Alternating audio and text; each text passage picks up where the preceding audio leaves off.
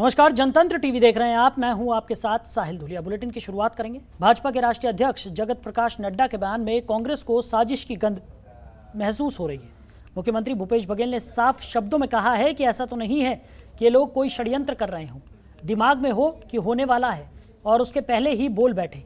उन्होंने कहा कि षड्यंत्र करने में भाजपा का कोई मुकाबला नहीं है। राष्ट्रीय स्वयंसेवक संघ आरएसएस की अखिल भारतीय समन्वय बैठक रायपुर में चल रही है। इसमें शामिल होने के लिए भाजपा के राष्ट्रीय अध्यक्ष जेपी नड्डा 9 सितंबर को रायपुर पहुंचे थे। उस दिन साइंस कॉलेज मैदान में आयोजित कार्यकर्ता सम्मेलन में उन्होंने कांग्रेस पर जुबानी हमला किया। इसी भाषण में उन्होंने कह दिया, हमारे यहाँ 71 आदिवासी भाई मारे गए और भूपेश बघेल जी केरल में राहुल गांधी के साथ ताली बजा रहे थे। इस बयान पर मुख्यमंत्री भूपेश बघेल ने कड़ी प्रतिक्रिया दी थी। ये तो सुनने में नहीं आया, ऐसा तो नहीं कि वो षड्यंत्र कर रहे हैं, दिमाग में हो कि होने वाला है उसके पहले बोल दें, तो हो सकता है उसके दिमाग में इस प्रकार की बातें हों और फिर षड्यंत्र करने में तो उनका कोई मुकाबला है ही नहीं। और छत्तीसगढ़ में इस प्रकार की अभी कोई घटनाएं हुई नहीं। इनके शासनकाल में जरूर सब ग्रामीण, राजनीतिक, जवान सबकी मौतें हुई है। तो ये सफ़ेद झूठ बोलने में बड़े माहिर हैं। छत्तीसगढ़ की जनता से माफ़ी मांगना चाहिए, आदिवासियों से माफ़ी मांगना चाहिए। इस प्रकार से कोई घटना घटी नहीं है जिसका उल्लेख वो कर रहे थे। और नड्डा जी किसको माफ़ी मांगनी, इतना बड़े झूठ कैसे बोले। देखिए, स्काई वॉक के बारे में बोला, स्काई वॉक रमन सिंह और राजेश मुणत ये दोनों कमीशन खोरी का स्मारक है जिसे हम कभी ढाएंगे नहीं। दूसरी बात, नई राजधानी बनाए और वहाँ कोई रहता नहीं है, बसाने का काम हम लोग कर रहे हैं भाई। उसमें कमीशन खोरी हुआ।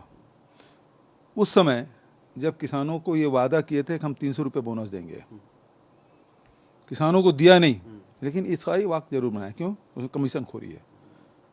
और अभी हमारी सरकार में हमने किसानों को ऋण माफ़ी भी किया और समर्थन मूल्य के साथ राजीव गांधी किसान न्याय योजना भी दे रहे हैं, भूमि श्रमिक न्याय योजना भी दे रहे हैं, गोधन न्याय योजना भी कर रहे हैं और लघु उपज के समर्थन मूल्य खरीदी भी कर रहे हैं। तो आम जनता की जेब में पैसा जा रहा है, चाहे आदिवासी हो, किसान हो, मजदूर हो, सबकी जेब में पैसा जा रहा है। अनुसूचित जाति के लोग हो, उसकी जेब में पैसा जा रहा है। उधर गौवंश को उत्तम चिकित्सा सेवा प्रदान करने के उद्देश्य से मुख्यमंत्री भूपेश बघेल के निर्देश पर छत्तीसगढ़ में मुख्यमंत्री गौवंश मोबाइल चिकित्सा योजना की शुरुआत की जाएगी। पहले चरण में प्रत्येक जिले में 1 अथवा 2 चिकित्सा वाहनों से ये योजना शुरू की जाएगी।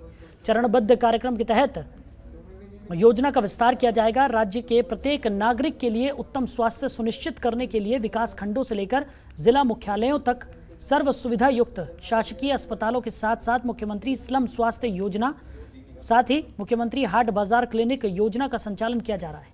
इसके तहत मोबाइल मेडिकल यूनिटों के माध्यम से शहरी श्रमिक बस्तियों से लेकर दूरस्थ तथा दुर्गम स्थलों में रहने वाले नागरिकों तक बेहतर चिकित्सा सुविधाएं पहुंचाई जा रही हैं। इसी तर्ज पर अब पशुधन के संरक्षण एवं संवर्धन के कार्य को आगे बढ़ाते हुए गौवंश के उत्तम स्वास्थ्य के लिए भी मोबाइल चिकित्सा वाहनों का इस्तेमाल किया जाएगा।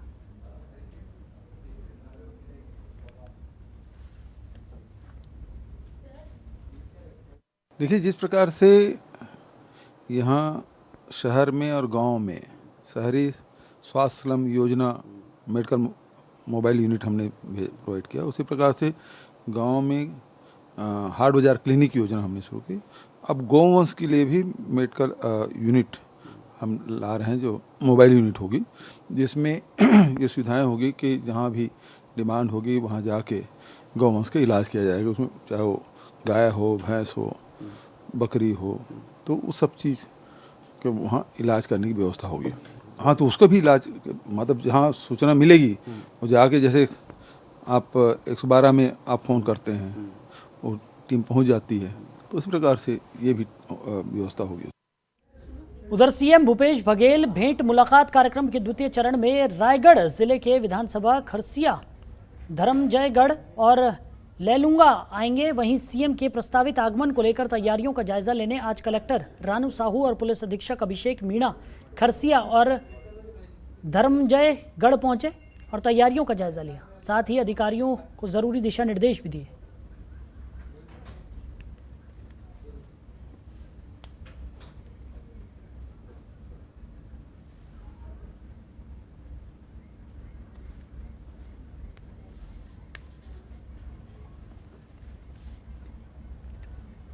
उधर राष्ट्रीय स्वयं सेवक संघ की अखिल भारतीय समन्वय बैठक आज यानी 10 सितंबर से रायपुर में शुरू हुई। बैठक 3 दिन तक चलेगी।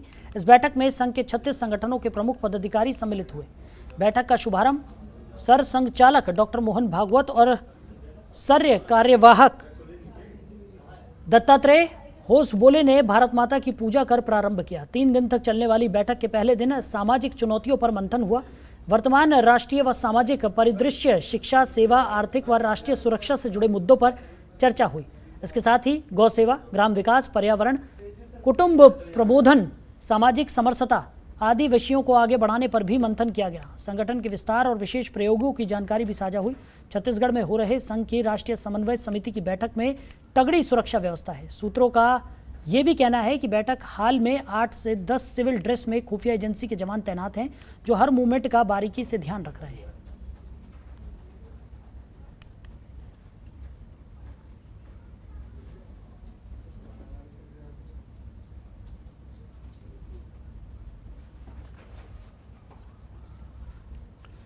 उधर छत्तीसगढ़ और झारखंड की सरहद पर स्थित माओवादियों का ठिकाना माने जाने वाले बूढ़ा पहाड़ पर सुरक्षा बलों ने शिकंजा कसा है और छत्तीसगढ़ और झारखंड की सुरक्षा बलों की टीमों ने ज्वाइंट ऑपरेशन कर माओवादियों के बंकर को भी नष्ट कर दिया है। ज्वाइंट ऑपरेशन कर सुरक्षा बलों ने बंकर ध्वस्त किए हैं। बंकर में छिपाए गए चाइनीज लैंड माइन्स के अलावा कई तरह की सामग्री बरामद हुई है। पहली बार ऐसा हुआ है कि बूढ़ा पहाड़ के इलाके में चाइनीज सामग्री मिली है, जिसमें 10 किलो का सिलेंडर, 3 किलो का लैंड माइन, 2 किलो का land mine, pressure cooker bomb, तीर बम सहित भारी मात्रा में विस्फोटक सामग्री बरामद की गई है।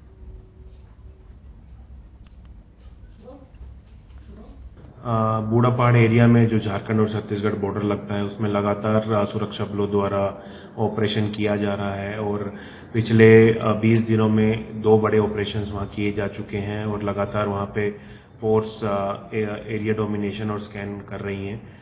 इसमें खासकर झारखंड पुलिस को काफ़ी बड़ी सफलता मिली है और उन्होंने एक नक्सली कैंप भी ध्वस्त किया है, जिसमें उनको काफ़ी मात्रा में आईडी, राशन और अन्य सामग्री भी बरामद हुई।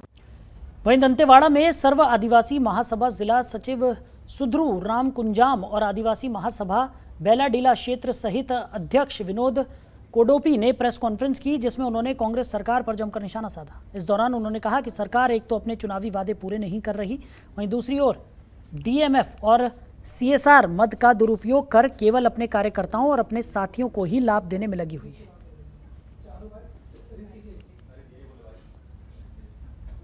नकार दिया है और विकास कार्य के बारे में दंतेवाड़ा जिले में तो पूरा शून्य है। और यहाँ तक की बात है कि वो पंचायतों में मूलभूत की जो राशियां होती है, सरपंच के अधीनस्थ रहता है, सरपंच को खर्च करने की इमरजेंसी में, आपातकालीन सेवा में, वो उन पैसों को भी जिला पंचायत अध्यक्ष ने जमा करके, मूलभूत राशि को भी जमा करके उन लोगों ने खा दिया और पूरे जो पैसा है पंचायतों में अपना खींच लिए है। कोई पंचायत को किसी प्रकार का विकास कार्य के लिए कोई पैसा नहीं रखे और ना ही सरकार की तरफ से यहाँ पर कोई पैसा आ रहा है अधूरा काम को पूरा करने का लिए नहीं आ रहा है, ना ही नया काम। पूरा ही अधूरा काम कोई पूरा नहीं कर पा रहा तो नया काम कहाँ से करेगा। वहीं अंतागढ़ में विधायक अनूप नाग और राज्य योजना आयोग के सदस्य कांति नाग की मौजूदगी में राजीव गांधी युवा मितान क्लब के पदाधिकारियों और सदस्यों की बैठक हुई, जिसमें कई मुद्दों पर चर्चा की गई। इस दौरान विधायक अनूप नाग ने राजीव गांधी युवा मितान क्लब के सदस्यों को संबोधित करते हुए कहा कि पूर्व प्रधानमंत्री भारत रत्न स्वर्गीय राजीव गांधी के युवा भारत के सपने को साकार करने के लिए छत्तीसगढ़ राज्य में राजीव युवा मितान क्लब योजना की शुरुआत की गई है। इसका उद्देश्य आप जैसे युवाओं की प्रतिभाओं को तराशना, आपको संगठित करते हुए उपयुक्त मंच प्रदान करना है।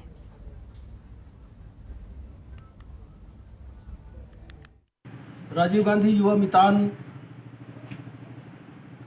के जो हमारे पंचायत में हमारे शासन की योजनाओं को गांव के लोगों तक पहुंचाने के लिए, सरकार की योजनाओं को गांव के अंतिम व्यक्ति को अवगत कराने के लिए सरकार ने विभिन्न जो योजनाएं लाई है वो अच्छे ढंग से कार्य रूप में परिणित हो रहा है या नहीं, उनके प्रचार प्रसार के लिए हमारे राजीव गांधी युवा मितानों का गठन किया गया है हर पंचायत में और हमारी शासन की योजना के अनुसार उन्हें सालाना 1 लाख रुपए भी प्रदान किया जा रहा है विभिन्न कार्यक्रम आयोजन करने के लिए। और एक किस्त 25,000 रुपये अभी उनके खाते में डाल दिए गए हैं। इन्हीं सब चीज़ों की चर्चा करने के लिए आज हम अंतागढ़ कार्यालय में बैठक रखे थे। वहीं दंतेवाड़ा के कलेक्टर विनीत नंदनवार और जिला पंचायत सीईओ आकाश छिकारा मनवा ढाबा पहुंचे, जहां उन्होंने पूरे परिसर का भ्रमण किया। इस दौरान उन्होंने मुख्यमंत्री की मंशानुसार गौठान योजना के तहत शामिल आजीविका मूलक बहु गतिविधि का जिक्र किया और इसे महिला सशक्तिकरण की एक अच्छी पहल बताया। साथ ही अच्छा काम करने के लिए बधाई भी दी। कलेक्टर और सीईओ ने ढाबा में दीदियों द्वारा बनाए गए भोजन का भी लुत्फ उठाया।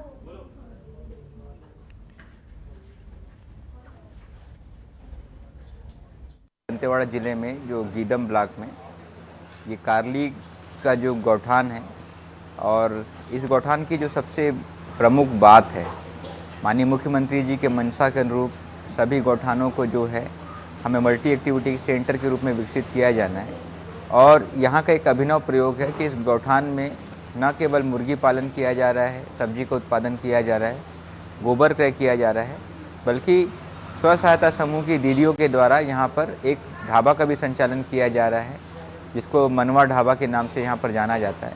और ये काफ़ी अच्छा एक सराहनीय प्रयास है, क्योंकि ये आपका दंतेवाड़ा बीजापुर जो है नेशनल हाईवे है, तो आप देख सकते हैं यहाँ पर काफ़ी ज़्यादा लोग जो है यहाँ पर आ रहे हैं। और गौठान के माध्यम से इस गौठान में जुड़ी महिलाओं के द्वारा इस ढाबे का भी संचालन किया जा रहा है। तो देवभोग नगर के युवा कांग्रेस नेता नवीन सेन ने लोक निर्माण विभाग पर लापरवाही बरतने का आरोप लगाया है। नवीन सेन ने बताया कि प्रदेश में भूपेश बघेल की सरकार बने 4 साल हो रहे हैं, लेकिन लोक निर्माण विभाग के जिम्मेदार अधिकारी अब भी गहरी नींद में सोए हुए हैं। उन्हें जगाने की जरूरत है। 4 साल के बाद भी लोक निर्माण विभाग के बोर्ड पर पूर्ववर्ती बीजेपी सरकार के मंत्रियों की तस्वीर स्पष्ट दिखाई दे रही है, लेकिन अब भी भूपेश बघेल सरकार के मंत्रियों की तस्वीर क्यों नहीं लगाई गई है, ये सबसे बड़ा सवाल है।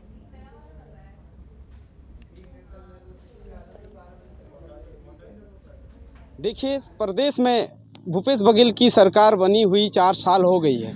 आज हमने देखा कि उड़ीसा बॉर्डर में पीडब्ल्यूडी विभाग की उड़ीसा बॉर्डर में आज भी पूर्ववर्ती सरकार की बीजेपियों का मंत्रियों का फोटो आज भी टंगे हुआ है। क्या लोक निर्माण विभाग को इतना प्यार है जो पूर्ववर्ती सरकारों का फोटो टांगे हैं? मैं इसका घोर निंदा करता हूं। और देवभोग में सीएम भूपेश बघेल का जब भी आना होगा, भूपेश बघेल जी आएंगे यहाँ, तो उसका शिकायत करूंगा पीडब्ल्यूडी विभाग का और उसका कार्रवाई का मांग करूंगा। देश में भूपेश बघेल की सरकार बने अभी लगभग 4 साल होने जा रहा है, लेकिन लोक निर्माण विभाग अब भी कुंभकर्णी नींद में सो रहा है। इस वक्त हम मौजूद हैं छत्तीसगढ़ और उड़ीसा सीमा पर, और यह बोर्ड को आपको मैं दिखाना चाहूँगा, कैमरामैन को बोलूँगा ये बोर्ड को दिखाएं। यह बोर्ड में पूर्ववर्ती सरकार के मंत्रियों की तस्वीर स्पष्ट दिख रही है। इस बोर्ड में देखेंगे आप, यहाँ पर डॉक्टर रमन सिंह मुख्यमंत्री छत्तीसगढ़ लिखा है, और इधर एक बोर्ड है, वहाँ पर राजेश मुणत की तस्वीर दिख रही है। लोक निर्माण विभाग के जिम्मेदार अधिकारी अब भी कुंभकर्णी नींद में सो रहे हैं।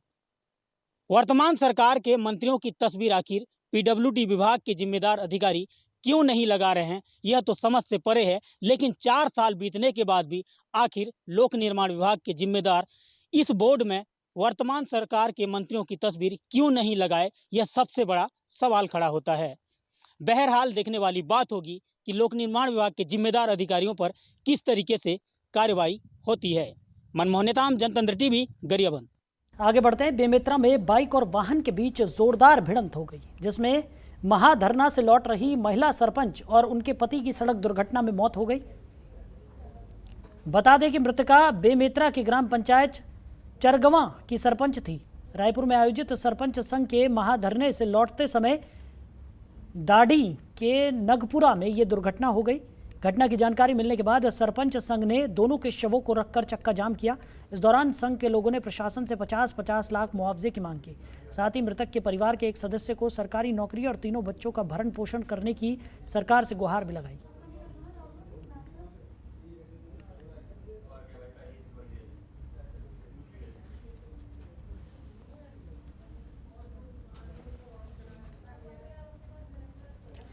वहीं सरगुजा के मैनपाट में प्री मैट्रिक बालक छात्रावास कमलेश्वरपुर के 1.5 दर्जन से ज्यादा बच्चे वायरल बुखार की चपेट में आ गए। बुखार से पीड़ित सभी बीमार बच्चों को इलाज के लिए मैनपाट के कमलेश्वरपुर प्राथमिक स्वास्थ्य केंद्र में भर्ती कराया गया है। वहीं एक साथ सभी बच्चों के बीमार होने से हड़कंप मच गया है। फिलहाल डॉक्टरों की निगरानी में सभी बीमार बच्चों का इलाज चल रहा है।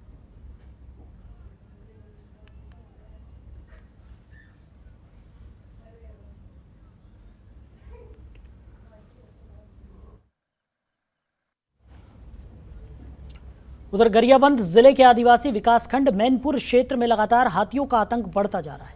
सिकासेर दल के नाम से जाने जाने वाला हाथियों का दल में करीब 30 से 32 हाथियों की संख्या है।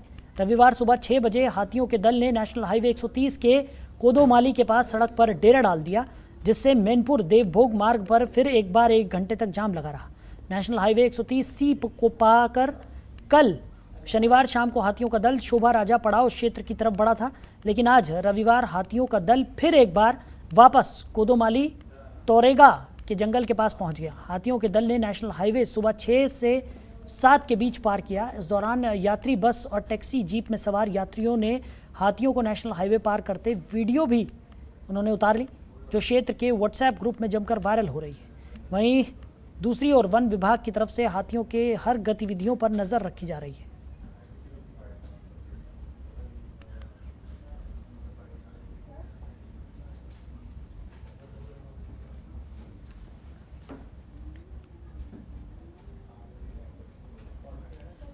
वहीं भिलाई स्टील प्लांट की जीवन रेखा रहे दल्ली राजहरा माइंस में लौह अयस्क समाप्त होने को है।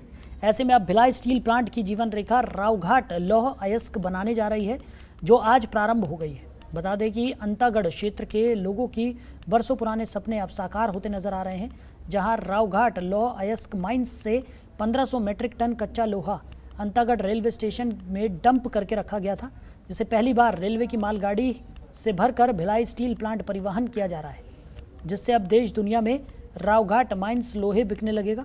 क्षेत्र के लोगों के सपने साकार होते नजर आ रहे हैं। रावघाट लौह अयस्क माइंस खुलने से क्षेत्र के लोगों को रोजगार मिलेगा और क्षेत्र का विकास भी होगा। अब देश दुनिया में रावघाट के लोहे से बने सामान दिखाई देंगे।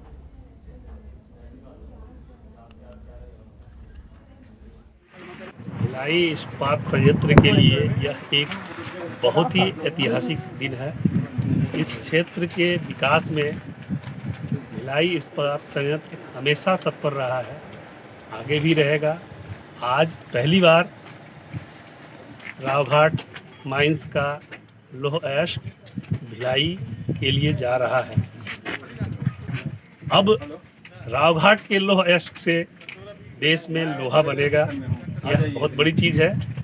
काफ़ी जद्दोजहद के बाद आखिरकार रावघाट लौह अयस्क माइंस प्रारंभ होने को है। आप देख सकते हैं कि आज क्षेत्र में ये जो माल जो पड़ियाँ हैं, जो कि रावघाट लौह अयस्क माइंस की है, जो आज पहली बार अंतागढ़ से भिलाई स्टील प्लांट के लिए जो कि रेल ट्रैक जो खड़ी है, देख सकते हैं कि अब जो मालगाड़ी खड़ी है उससे जो कि 1500 मीट्रिक टन आज अंतागढ़ से रावघाट माइंस के जो निकल कर भिलाई पहुँचेगी।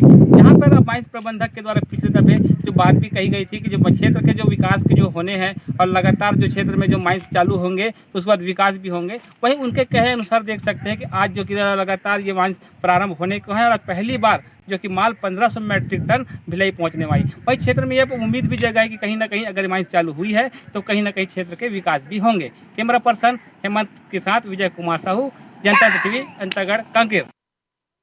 उधर काशीपुर में तेजी से बढ़ रही दोपहिया वाहन चोरी को लेकर वरिष्ठ पुलिस अधीक्षक ने क्षेत्र में चेकिंग अभियान चलाया। चेकिंग अभियान के दौरान पुलिस ने 3 युवकों को चोरी की 5 बाइकों के साथ गिरफ्तार किया है। पुलिस की एक टीम वाहन चेकिंग कर रही थी। इस बीच पुलिस को चेकिंग करते देख 2 बाइकों में सवार 3 लोग भागने का प्रयास करने लगे। तभी पुलिस ने घेराबंदी कर तीनों वाहन चोरों को दबोच लिया। पुलिस ने पकड़े गए तीनों आरोपियों का चालान कर न्यायालय के समक्ष पेश कर दिया है।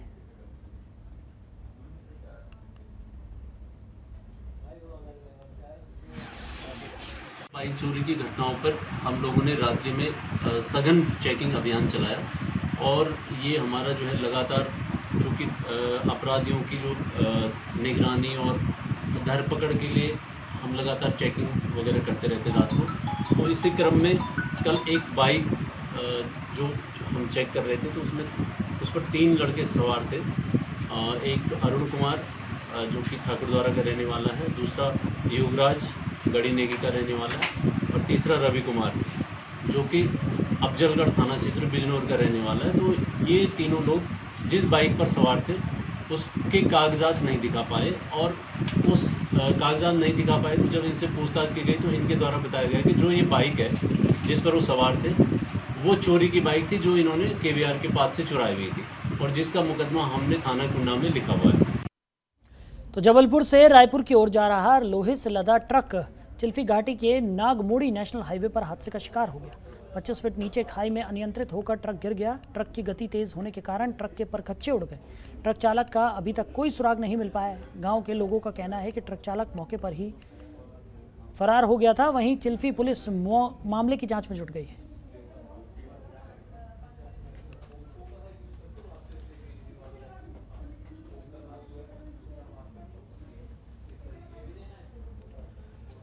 उधर छत्तीसगढ़ के कवर्धा में समनापुर रोड पर स्थित शिव मंदिर के नाले में मृत अवस्था में नवजात शिशु का शव मिला है। तो शव मिलने के बाद इलाके में सनसनी फैल गई है। ग्रामीणों की सूचना पर पहुंची सिटी कोतवाली थाना पुलिस मामले की जांच कर रही है। कवर्धा सिटी कोतवाली थाना क्षेत्र का ये पूरा मामला बताया जा रहा है।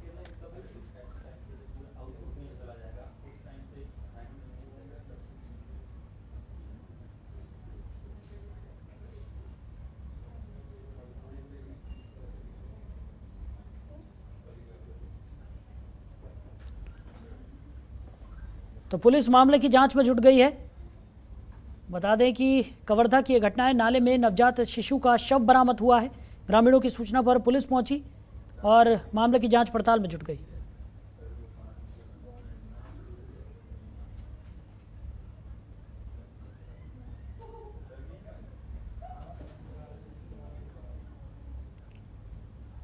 तो फिलहाल इस बुलेटिन में मेरे साथ इतना ही। आप बने रहिए और देखते रहिए जनतंत्र टीवी। नमस्कार।